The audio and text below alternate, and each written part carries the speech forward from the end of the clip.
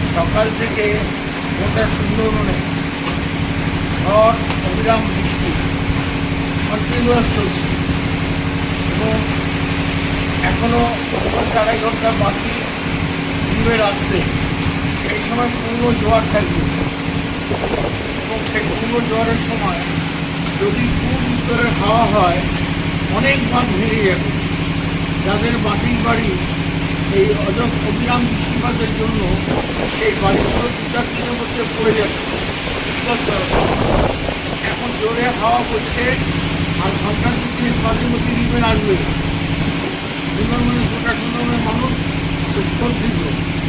দুর্ভাগ্য এই আয়লার সময় 5,032 কোটি টাকা কংক্রিটের নদীবাঁধের জন্য কেন্দ্রীয় সরকার পাঠিয়েছিল।